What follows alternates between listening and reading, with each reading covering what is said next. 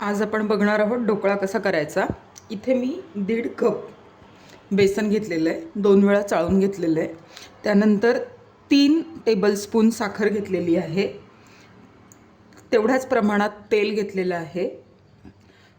त्याच्यानंतर छोटा चमचा म्हणजे टीस्पून तर 1.5 टीस्पून हे लिंबू सत्व घेतलेलं आहे म्हणजे सायट्रिक ॲसिड, तेवढाच सोडा घेतलेला आहे आणि मीठ चवीनुसार।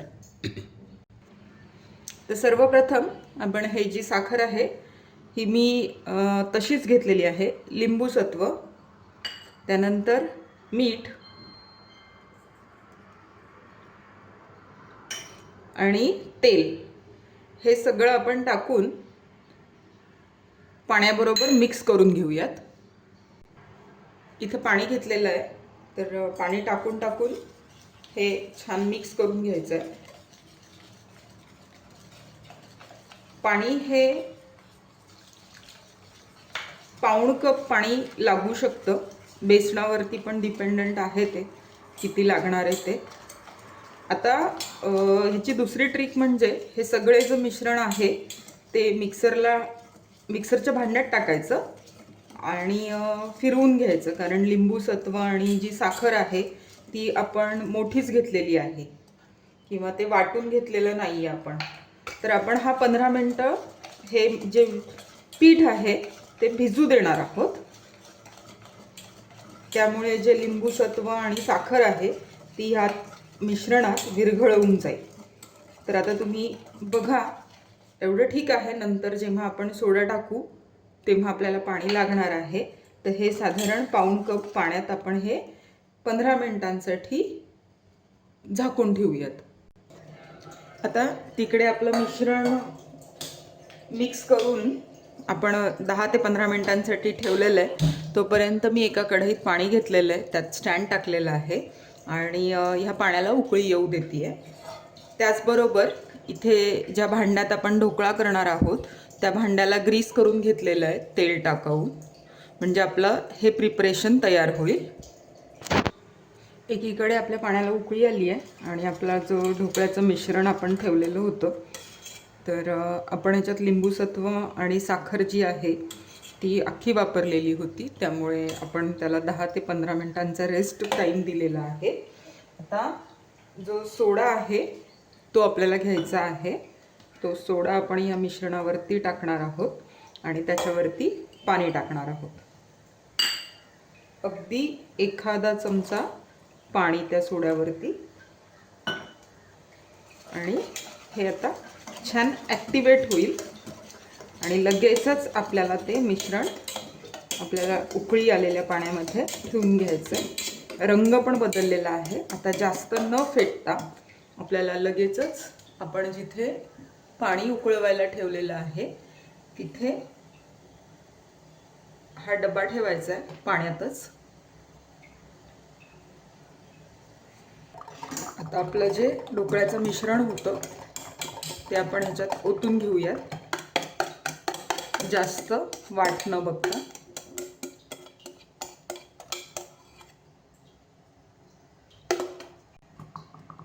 चमच्याने टाकणं अवघड झालं होतं, त्यामुळे मी उरलेलं जे मिश्रण आहे ते हातानेच टाकलेलं आहे।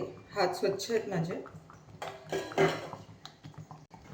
आता गॅस मोठा आहे आणि ह्याच्यावरती मी कढई ठेवणार आहे 15 मिनिटांसाठी मीडियम गॅसवरती।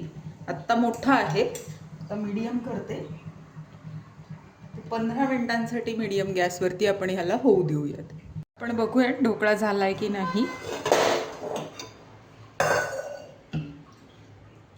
तर इथं छान ढोकळा झालेला आहे, हाताला चिटकत नाही आहे।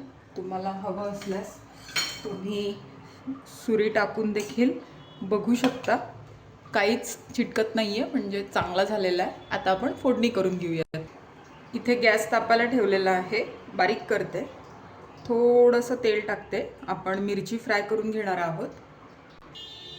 तेल तापलेलं आहे, आता ज्या मिरच्या आहेत त्या मी यात फ्राय करून घेणार आहे। ह्या तोंडी लावण्यासाठीच्या मिरच्या आहेत, ही फोडणी नाही आहे।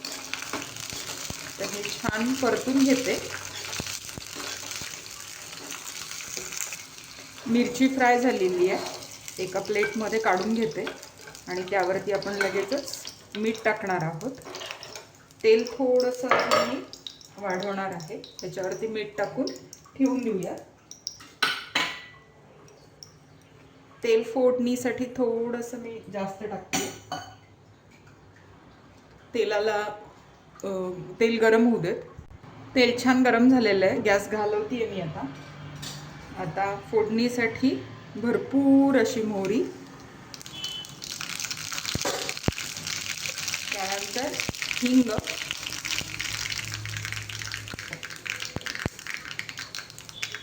त्यातच आता मी थोडंसं पाणी टाकणार आहे. साधारण पाऊण वाटी पाणी